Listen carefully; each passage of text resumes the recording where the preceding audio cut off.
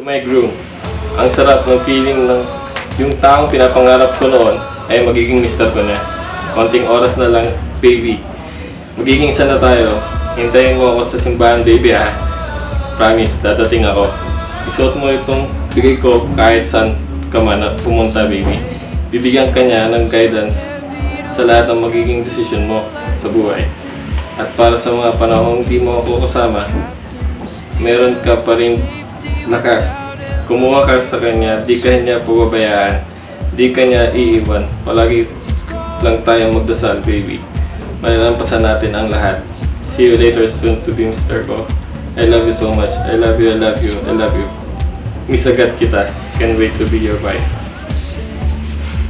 If we're 100 feet beneath the deepest sea, we're at the mercy of the tide.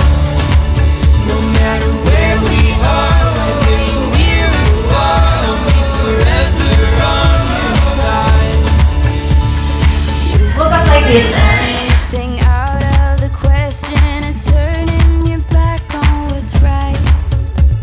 We went to the bottom, took hold of the rope, and the monsters emerged in the light.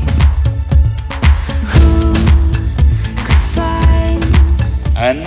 Bukal ba sa iyong loob ang iyong pagparito upang makaisang dibdib si Jerome na iyong pakamamahalin at paglilingkuran habang buhay? Opo, Father.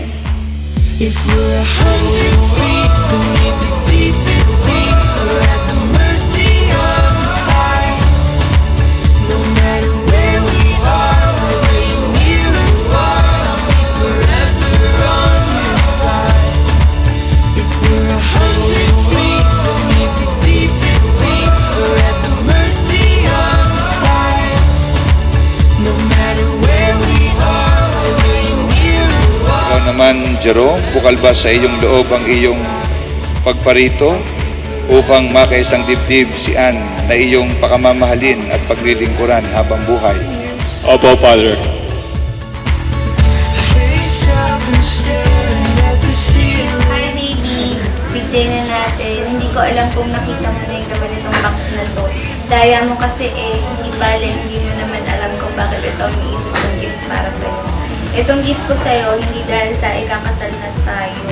Ihihiwalay kita sa family mo. Pangako, hindi kita ilalayo sa kanila dahil alam ko kung gaano mo sila kamahal. Pupunta ka mamaya sa simbahan na iintayin kita. Mahal na mahal kita sobra.